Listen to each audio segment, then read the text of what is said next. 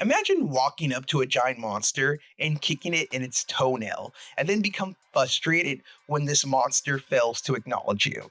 This is pretty much how I felt during the whole DC comic book boycott. Now, I understand that this happened weeks ago, and I've had time to kind of digest this. So before anybody gets super defensive, let me make this very clear. The original criticism is very valid.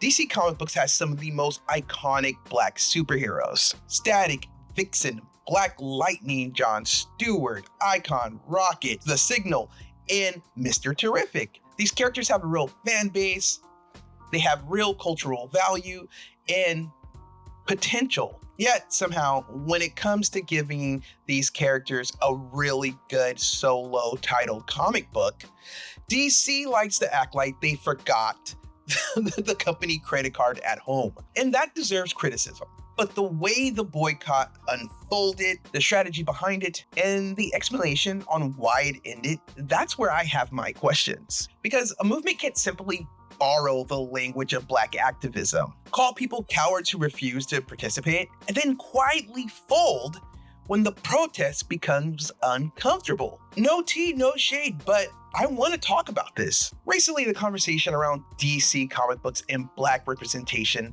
led to two connecting campaigns, DC So White and DC Boycott. The basis of DC So White is very straightforward. DC has a plethora of black characters, but has not consistently invested in a black-led ongoing solo title, or titles, within the main comic book universe. Not a one-shot, not a black character standing next to Batman in the background, like they accidentally wandered into a group photo, an actual ongoing series. Not a 6-issue miniseries that disappears before casual readers get a chance to realize it actually existed. Something with a real creative team, a real marketing push, enough time for the book to develop an audience. And that's a fair request. Then the Black Comic Book Alliance announced DC Blackout. A boycott intended to put the pressure on DC comic books into making meaningful changes. Readers were encouraged to stop purchasing DC comic books until the company was committed to a black-led ongoing title in its main continuity, with proper promotional support. And within a matter of days, the boycott was suspended. The larger DC So White campaign continued, but the boycott ended almost as quickly as it started. And from the outside looking in, it honestly felt like less of a coordinated movement and more like somebody just started a group chat and everybody got excited for a couple days. And then, that one friend in the background asked a question nobody was prepared to answer. And I'm not mocking them. This is a serious concern. And my concern is very real. Because once you turn a personal protest into a public movement, the standards change. The difference between a personal protest and a public movement, a personal protest can be simple.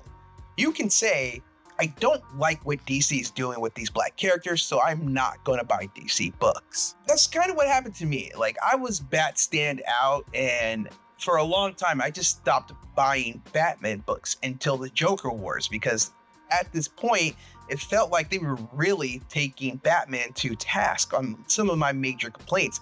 And then there's the book behind me, Batman White Knight, which also took Batman to task. And that's when I started getting Batman again, because they started making something I like. That's a personal choice in my own personal protest. Until they start making Batman less Bat God, I'm not going to read the book anymore. That's personal choice, and it also carries some sort of moral weight. As far as not reading the book because of the representation or the lack of representation of a black character. Now, people might hear your choices and decide for themselves to follow suit. And that's how movements are usually organically grown and turn into organic movements. But the moment you organize into a public boycott, create hashtags and ask other people to sacrifice their time and money and source of entertainment, and then criticize people who do not want to join you, you need more than just moxie and frustration. You need strategy. You need a realistic idea of what pressure is actually going to look like. You need an answer for the most obvious question. What happens next? So let us begin with the movement.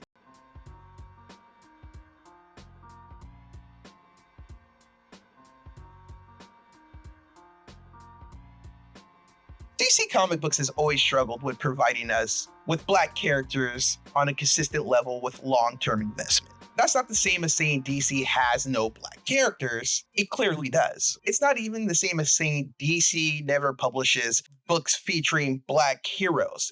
It does. The issue is sustainability. Black characters are usually treated as special events rather than long-term priorities. They receive limited series, a team role, seasonal spotlight, Juneteenth, Black History Month, or a brief promotional movement. Like, truth be told, I don't have any DC books in my pool, but I'm assuming that during the whole Mr. Terrific thing in Superman, he got sort of like a promotional boom. I'm sure they released the books or, compendiums of who Mr. Terrific is. And then the company just moves on. Meanwhile, these are just estimates, but Batman has 47, maybe even on the high end, 50 books at any given moment. Batman has books about Batman.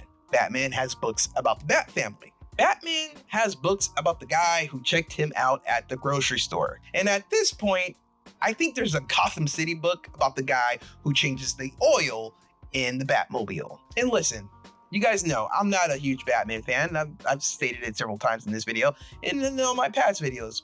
But you cannot ignore or look at DC Publishing and honestly argue that every character is given an equal opportunity to develop an audience. A character like Vixen shouldn't feel like a missed opportunity when they literally made a Vixen movie. I mean, it was called Wonder Woman 84, but it's out there, you know what I'm saying? Like, it's there. Static shouldn't be a character the company only remembers when the crowd is loud enough. And John Stewart shouldn't have to spend decades proving why he's the better Lantern or is more popular. The movement was correct to demand more. Representation is not the same thing as investment. Putting a Black character in the background of a team book is representation. Giving a character a creative team, a real marketing campaign, meaningful story arcs, convention promotion, collectible editions, and enough time to build an audience,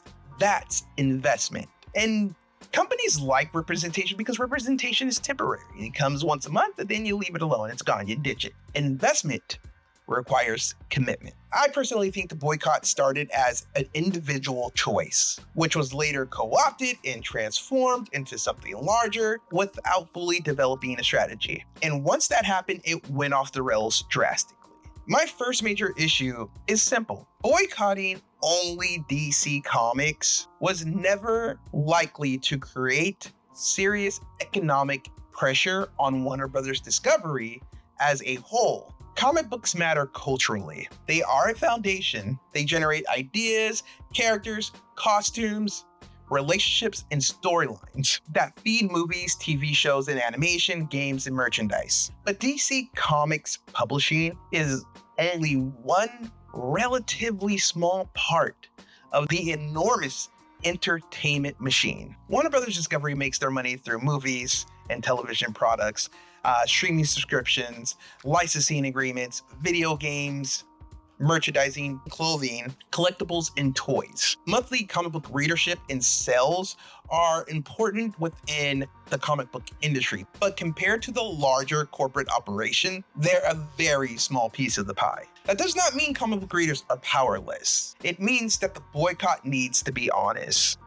about the type of pressure it's capable of creating. If your goal is to send a message to DC Publishing, you're already starting at a low bar. A boycott makes no sense. If your goal is to force Warner Brothers Discovery to recognize Black consumers as a meaningful economic force, boycotting DC comic books alone is like trying to financially destroy Walmart by refusing to buy one brand of cereal.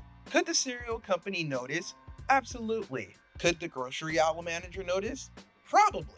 Is the CEO losing sleep over this? Let us be real serious. No. If you want to reach DC Publishing, the target has to be Warner Brothers Discovery. The boycott has to reach the part of the company that actually matter to Warner Brothers Discovery and make them feel uncomfortable. So here we are, the last section of this video. A broader boycott would have been difficult, I believe, for certain people within this movement. To create change, you would have it would mean skipping the DC movies that people want to see and get early access to. It would mean canceling Max subscriptions. It would mean refusing to engage with DC related shows and platforms. And that would require a lot of blocking of certain content creators, right, who are DC friendly. And like I said, activism is being uncomfortable. It would make a lot of people uncomfortable. In the immortal words of Tupac, this nigga's scared. To do any of that, it would mean avoiding Batman branded t-shirts, Superman hats, Harley Quinn collectibles, Funko Pops, action figures, graphic novels, conventions altogether, or at least convention exclusives. It would mean refusing to attend promotional events that everybody can't wait to go to. And that would be uncomfortable for a lot of people. Look, I have a small following, a following that I'm thankful for. But a lot of the people who started this are realizing that, hey, there's a lot of DC stuff coming around the corner, and we really want to go to these things. And being uncomfortable is part of the point. A boycott is not a simple hashtag. A boycott is the willingness to give something up. And that's the part I struggle with, because it's hard for me to believe that nobody on that team, nobody involved, recognized that. I'm not a member of the Black Comic Book Alliance. I'm not a major comic book influencer. I'm an average person with a small following who loves cinema and comics and pays attention to the industry. But even I can see that boycotting DC comic books alone was unlikely to move the needle enough for Warner Brothers Discovery or DC Publishing to take this protest seriously. It felt like the people involved wanted the Black activism moral currency of a serious boycott without confronting the sacrifices that a serious boycott would require. Real movements are uncomfortable. People may face criticisms. People are going to lose access to spaces they enjoy. People will be asked to give up entertainment they genuinely are excited about. This doesn't mean that activism should be reckless, and it doesn't mean that people are disposable. But a movement that disappears as soon as the movement becomes uncomfortable is not a movement. It's a strongly worded suggestion. But let me know what you guys think so far.